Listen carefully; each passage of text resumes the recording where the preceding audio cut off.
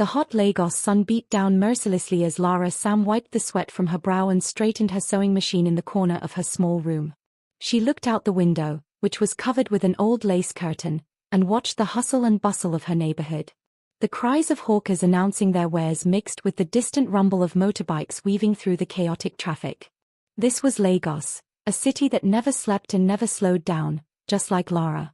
Lara Sam was a 25-year-old struggling fashion designer and part-time model. She lived in a tiny room with peeling walls in a poor part of Lagos where survival was a daily battle. The room was cramped, with barely enough space for her small bed, a sewing table, and a few sketches pinned to the wall. Yet, it was her sanctuary. Her dreams of becoming a renowned fashion designer felt far away, but Lara was no stranger to struggle. She was the eldest of 4 children, and since her teenage years, she had taken on the role of caretaker for her family. Her younger siblings, George, Peter, and Anita, relied on her for guidance and support. Lara's thoughts drifted to her father, who had been her pillar of strength before tragedy struck. Mr. Sam was a farmer and palm wine tapper in their small village in Ogun State before they moved to Lagos. She still remembered watching him climb the tall palm trees with the agility of a young man, tapping the sweet sap that would later become fresh palm wine. "Lara, come here, my sunshine," her father would call, handing her a small cup of freshly tapped wine. She would laugh and sip it, savoring the sweetness as her father entertained her with stories about his youth. But one fateful day, everything changed. He fell from a palm tree while working. Though he survived the fall, his injuries left him bedridden. The family had hope when he started showing signs of recovery, but one morning, he simply didn't wake up. His death was like a thunderstorm that tore through their home, leaving nothing but despair in its wake. With her father gone, the responsibility of keeping the family afloat fell on Lara and her mother, Mama Sam. Mama Sam was a shoe and bag trader in the market, a sprawling maze of stalls and shops on Lagos Island. Her earnings barely covered their rent and daily meals, let alone the school fees for Lara's siblings. Lara had been forced to grow up quickly. She worked odd jobs during the day and attended night classes to complete her education. Sewing was her lifeline, a skill she had learned from an elderly tailor in their neighborhood. She had turned her tiny room into a mini workshop where she created simple but stylish outfits for customers. On this particular morning, Lara was preparing to visit her mother's shop in the market. She carefully folded a green fabric she had been working on and placed it in her bag. As she stepped out of her room, the street noise hit her like a wave.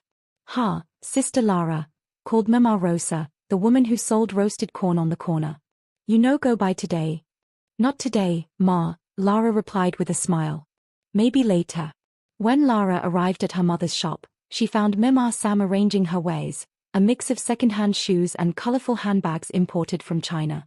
"Good afternoon, Mama," Lara said, dropping her bag on a nearby stool. "Afternoon, my daughter. You came at the right time. These customers will soon start rushing in," Mama Sam said, her hands never stopping as she stacked the shoes neatly. Lara joined her, arranging the bags on display. The market was already buzzing with activity. Lara loved the energy of the market, even though it was exhausting. It reminded her of the resilience of the people around her, ordinary Nigerians hustling to make a living. As the day wore on, Lara couldn't help but think about her younger siblings. George, the eldest of the boys, was in his final year of secondary school, but they were behind on his fees. Peter, the middle child, wanted to be a footballer, often skipping chores to play at the dusty field nearby. Anita, the youngest and only girl, was just 15 and full of questions about everything. Lara's heart ached when she thought about how much more she wanted to do for them. She knew that her sewing and modeling gigs weren't enough. Her big break in the fashion industry felt like a distant dream, but she clung to it like a drowning person clings to a lifeboat. As she helped her mother sell shoes that afternoon, a memory from her father's funeral came back to her. The village elder who spoke at the ceremony had said, "A surviving child is a father." Lara had taken those words to heart. She was determined to be the pillar her family needed, no matter how hard life became. By evening, Lara returned home, exhausted but satisfied. She had made a little money from the market and finished another sketch for a client. As she lay on her bed, staring at the ceiling, she thought about Preston Toby, her boyfriend. Preston was everything Lara wasn't: rich, carefree, and accustomed to luxury. He lived in Lekki, an upscale neighborhood filled with mansions, private beaches, and high-end restaurants. Lara often wondered what he saw in her. She loved him deeply, but a small voice in her head always asked if he felt the same way. That voice grew louder when she thought about how he sometimes treated her, but Lara pushed the doubts aside. For now, she was too tired to think about anything other than sleep. As the sound of a distant generator hummed in the background and the smell of fried fish wafted through her window, Lara closed her eyes and prayed for a better tomorrow. Lara woke up early the next morning to the sound of her neighbor's children playing in the compound. She had an appointment with a client who wanted a customized outfit, and later, she planned to meet Preston. Toby was the kind of man who could turn heads in a crowd. At 27, he had the confidence of someone who grew up with wealth. His father, Chief Frank Toby, was a politician who had made his fortune through contracts and under-the-table deals, though the whispers about his corruption were impossible to ignore. Preston had inherited not only his father's money but also his arrogance. Lara first met Preston at a small fashion show she had attended in town. She was modeling a dress she had designed herself, and Preston had approached her after the event. "You looked stunning out there," he had said, flashing a charming smile. "What's your name?" "Lara," she had replied shyly. From that day, he pursued her relentlessly, sending her gifts and taking her to fancy places she had only seen in movies. She fell for him quickly, believing he genuinely cared for her. But over time, the cracks in their relationship began to show. Later that day, Lara stood in front of a mirror, adjusting the plain yellow dress she had chosen to wear. It wasn't anything fancy, but it was clean and neat. She didn't have the luxury of designer clothes like Preston's other female friends, but she made do with what she had. She arrived at Preston's apartment in Lekki after a long ride in a crowded bus. The security guards at the gate knew her well and let her in without question. Preston's apartment was in a high-rise building with a view of the ocean, a world apart from the cramped room she called home. When she stepped inside, the cool air from the air conditioning hit her, a stark contrast to the heat outside. Preston was lounging on the leather sofa, scrolling through his phone. He barely looked up when she entered. "Hi, Preston," she said softly. He nodded, still focused on his phone. "You're late," he said without emotion. "I'm sorry. The traffic was terrible," Lara explained, setting her back down. "You should have left earlier," he replied, his tone sharp. "I don't like waiting." Lara swallowed her irritation. She didn't want to argue, not after such a tiring day. Instead, she walked over and sat next to him. "How was your day?" she asked, trying to make conversation. Preston shrugged. "Same old. Dad's been nagging me about joining his political campaign. As if I care about politics." Lara wanted to tell him how lucky he was to have opportunities handed to him on a silver platter, but she held her tongue. Instead, she smiled and said, "You'll figure it out." Preston had moments of kindness that kept Lara holding on, even when he hurt her. Sometimes he would surprise her with small gifts, like a new handbag or a pair of shoes, though his gestures often felt condescending. "Here," he would say, handing her the gift. "At least now you won't look so plain." It stung, but Lara told herself he didn't mean to hurt her. She loved him, and she believed he loved her too, even if he didn't always show it. But there were times when his words cut deeper than she could bear. Like the time he called her a liability during an argument. "You think I need someone like you dragging me down," he had shouted. "I give you money, I take you places you could never afford, and this is how you repay me? You should be grateful." Lara had cried herself to sleep that night, but the next morning, she forgave him. She always forgave him. That evening, as they sat in the living room, Preston's phone buzzed. He glanced at the screen and smirked before getting up. "I need to take this," he said, walking out to the balcony. Lara watched him go, a sinking feeling in her chest. She knew he was talking to another woman. The signs were always there, the late-night texts, the phone calls he took in private, the faint smell of perfume on his clothes that wasn't hers. She wanted to confront him, to demand the respect she deserved, but the thought of losing him terrified her. Preston was her escape from the harsh reality of her life, a glimpse of the luxury she dreamed of achieving for herself one day. If she lost him, what would she have left? When Preston returned, his mood had changed. He was more distant, brushing off her attempts to start a conversation. Lara decided to leave early, sensing that he didn't want her there. As she walked out of the apartment and into the cool night air, she felt a pang of sadness. She loved Preston, but deep down, She knew he didn't value her. She had spent so much of herself trying to make him happy, but it never seemed to be enough. The ride back home was long and filled with her thoughts. The bus was packed, and the driver played loud Afrobeat music as passengers chatted loudly or dozed off. Lara stared out the window, watching the city lights blur together. She thought about her dreams of becoming a successful fashion designer, of making enough money to move her family out of their cramped room and give her siblings a better future. She wanted to be more than just Preston's girlfriend. She wanted to be Lara Sam, the name on everyone's lips in the fashion industry. As the bus pulled into her neighborhood, she resolved to focus on her goals. She loved Preston, but she couldn't let him or anyone else define her worth. She had her own path to walk, and no matter how hard it got, she would keep going. The final blow came on the evening of his birthday. She had planned a lavish and elaborate surprise birthday party for him. She used up all her savings and even borrowed from friends to make the party feel close to the luxurious parties he's used to. But as he entered the venue, she froze. He walked in with his arm wrapped around a tall, slim woman who wore a bright red dress. The woman's laughter was loud and flirtatious as she leaned in close to Preston. Lara could see the glint in his eyes, the same glint he used to have when he was around her, when he had looked at her like she was the only one in the world. But tonight, that glint was gone, replaced by something else, something Lara couldn't quite name. She stood there in the doorway, feeling the heat of humiliation spread across her face. The woman, noticing Lara's presence, gave her a quick, dismissive look before turning her attention back to Preston. Lara's knees went weak, but she steadied herself, her hand clutching her purse so tightly her knuckles turned white. As she tried to make her way to him, a couple of Preston's friends saw her and waved. They knew who she was, but they weren't exactly friendly. Their smiles were strained, their eyes scanning her from head to toe. They had always looked at her like she didn't belong, like she wasn't good enough for someone like Preston. But tonight, the judgment felt heavier than usual. Preston finally noticed her standing there, his eyes narrowing for a brief moment before he excused himself from the woman at his side. He walked toward Lara, his expression unreadable. The crowd around them continued to mingle, but for Lara, the world had narrowed to just her and Preston. "Hi Lara," he said, his voice flat. I thought we were going to spend the evening together," she stammered, trying to keep the tears that threatened to spill in check. He sighed, rubbing the back of his neck. "Look, Lara, I'm with a special guest. You can't expect me to drop everything just for..." Her heart sank.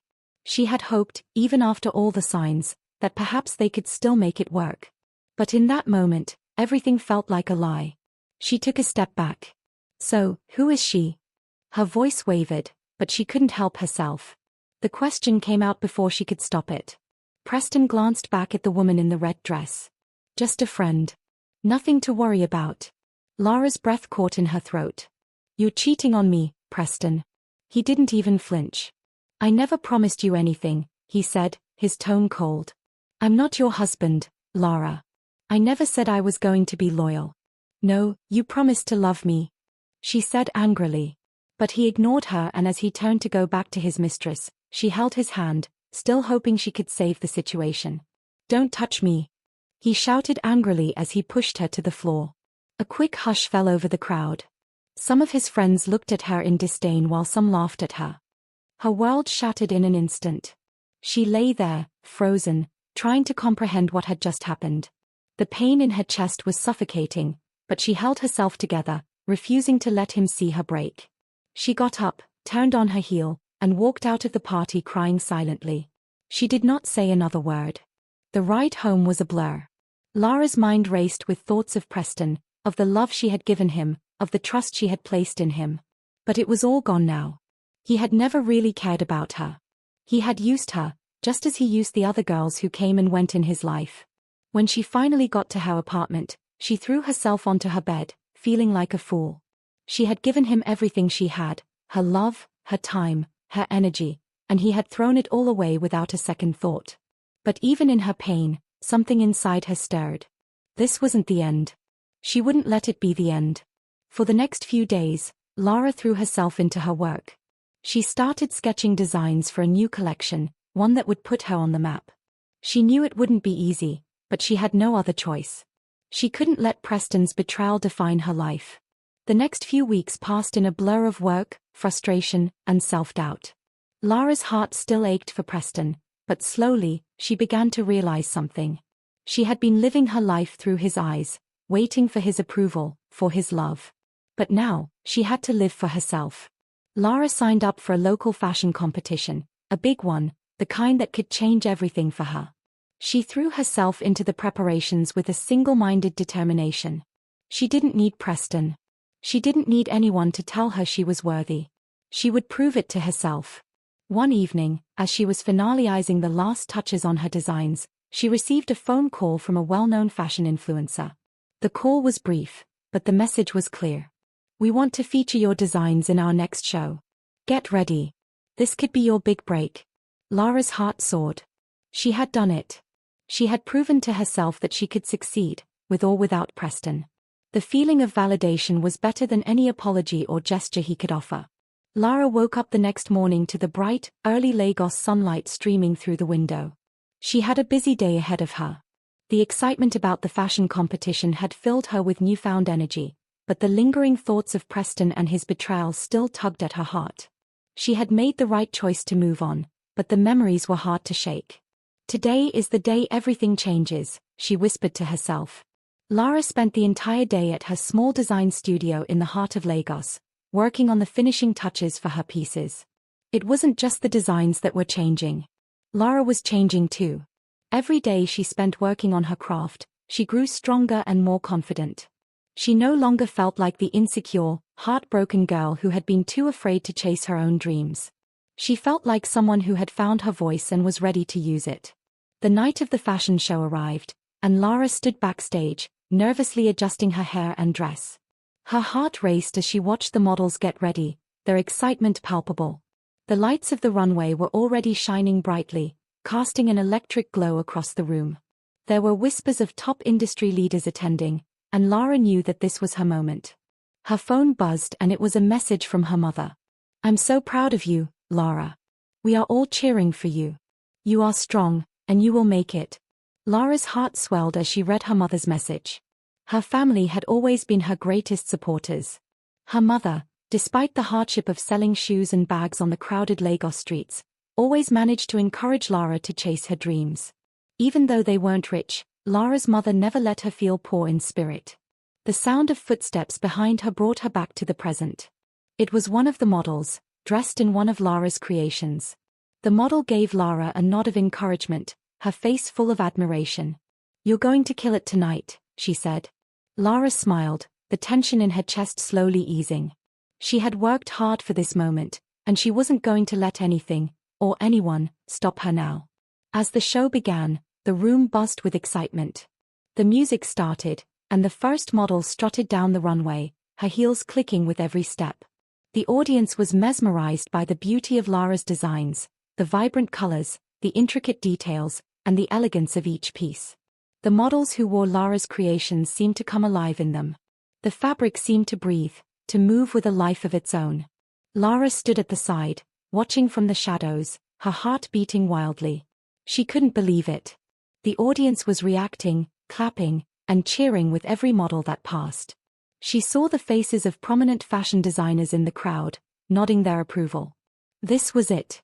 This was her chance. Later that evening, Lara was sitting in a quiet corner of the after-party, the weight of the night's success beginning to sink in. She had received offers from several well-known fashion houses, and her designs were already gaining attention on social media. As she sipped her drink and looked around the room at the other successful designers, she realized something important. She was no longer waiting for a man to notice her. She had noticed herself. The next morning, Lara received a phone call from a major international fashion brand offering her a contract. It was the opportunity she had dreamed of. It was the break she had been waiting for, and it was hers. Her hard work, her sacrifices, her tears, they had all led her to this moment. As she signed the contract that afternoon, Lara realized how far she had come. A year ago, she had been crying in the corner of a lavish party, humiliated by the man she thought would be her forever. Now, she was the one being offered opportunities, the one being respected and admired by the people who once looked down on her. And in that moment, Lara knew that the only person she needed was herself. Her phone buzzed, pulling her from her thoughts. It was an email from her international fashion brand, confirming the final details of her new contract. She couldn't help but smile. It wasn't just a dream anymore. She was going global. As the weeks passed, Lara's name became synonymous with elegance, style, and resilience. The fashion world quickly took notice of her unique designs, a fusion of traditional Nigerian fabrics with modern, international cuts. Her runway shows were being talked about in fashion blogs, and her Instagram was flooded with followers from all over the world. She was invited to exclusive events, and her designs were seen on high-profile celebrities. The girl who had once been ridiculed for her poor background was now sought after by the world's elite. But while Lara's career soared, the fall of the Toby family was unfolding behind the scenes. Chief Frank Toby, once a powerful politician, was engulfed in a scandal that rocked the nation. Whispers about his illicit dealings had been circulating for years, but it wasn't until his involvement in a massive embezzlement scandal was exposed that his downfall began. Investigators uncovered evidence that Chief Toby had been laundering government funds through offshore accounts. His ties to criminal organizations and shady business practices were laid bare for the public to see. The media had a field day, with headlines calling him the corrupt king of Lagos and the man who destroyed the people's trust. His wealth, once flaunted for all to see, was seized by the government. The expensive cars, mansions, and luxurious yachts were taken away, leaving behind only the ruins of a once glorious empire. He was charged to court and later found guilty of all the allegations leveled against him, and despite his attempts to bribe the judge and law enforcement officials, he was thrown into prison. While he was imprisoned, his enemies from an opposition political party had access to him, and he was eventually murdered in prison. This turned Preston's life upside down. His world had been one of privilege, one where money and power could fix any problem. But now, he found himself alone and penniless. His father's disgraceful exit from politics and death left Preston with nothing. The lavish house they once lived in was auctioned off, and all the properties Chief Toby had acquired over the years were liquidated to cover the debts. Preston's mother, Florence Toby, had been struggling to maintain appearances. She was now forced to sell the luxury bags and jewelry she once flaunted, moving into a small apartment that could barely accommodate the once mighty Toby family. Preston's lifestyle had come to a screeching halt, and he was forced to take menial jobs that he was too proud to do before. He had always been so dependent on his father's wealth and influence, but now he was left with nothing. He tried to call Lara multiple times, but she never answered. He needed her now, more than ever. The arrogance that had once defined him was gone, replaced by desperation. He had no one else to turn to. As for Lara, life continued to blossom in ways she had never imagined. She received international recognition for her designs, becoming one of the most sought-after designers in the world. She was featured in fashion magazines, attended high-profile events, and became a symbol of what hard work, resilience, and determination could achieve. And though she had achieved the success she once only dreamed of, she never forgot where she came from. She continued to help her family, paying for her siblings' education, and supporting her mother's business. She often visited the village where she had grown up, offering financial help to those in need. One evening, as Lara was leaving the venue of a major fashion event, she caught the glimpse of a familiar face, one she had not seen in over a year. "Preston," Lara said, surprised to see him standing with the crowd of her admirers. His clothes were disheveled, his face drawn and tired. The arrogance that once defined him was gone, replaced by an air of desperation. To her surprise, he walked up to her and knelt in front of her. "Lara," he said softly, his voice cracking. "I know you don't want to see me, but I had to come. I've lost everything. My family, we have nothing left. My father's gone, my mother, she's just a shell of the woman she once was. I'm sorry for everything." Lara looked at him for a moment, her emotions swirling. She had worked so hard to get to where she was, and now, here he was, the man who had once humiliated her, who had made her feel small. "Why are you here, Preston?" she asked, her voice steady, though her heart was heavy. "What do you want from me?" He took a deep breath before speaking again. "I want to start over, Lara. I want to be a better man. I know I don't deserve it, but I need you to forgive me. I've lost everything, and I know that part of it is because of the way I treated you." Lara studied him closely, her gaze hardening as memories of his betrayal flooded her mind. The party, his mistress, the way he humiliated her in public, the way he had called her a liability, all of it came rushing back. No. You had your chance. You didn't appreciate me when you had me. Now, I'm moving forward. And you're just part of my past. You want forgiveness, she repeated, her voice soft but full of strength. Preston, you don't need my forgiveness to move on. You need to forgive yourself first. You destroyed everything you had because of your arrogance, your pride, and your lies. You thought your wealth could protect you from the consequences of your actions. But now, look at you. You're here, begging for something you'll never get from me. Preston looked down, his shoulders slumping as if the weight of the world had fallen on him. I came here because I thought, maybe there was a chance, he said, his voice barely above a whisper. Lara took a deep breath, her eyes narrowing as she watched the man she once loved fall apart before her eyes. Part of her wanted to feel sorry for him, but the other part, the part that had fought so hard for everything she had, knew better. Preston's mistakes were his alone to bear. You've already received everything I can give you, Preston, she said firmly. I gave you love, I gave you my trust, and you shattered it. I'm not here to save you. You need to save yourself. She paused for a moment, then added, I have nothing left for you.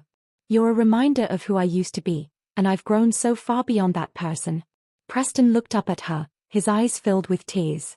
He opened his mouth to say something, but Lara raised her hand to stop him. Goodbye, Preston, she said. It's over. And that's the only answer you'll ever get from me.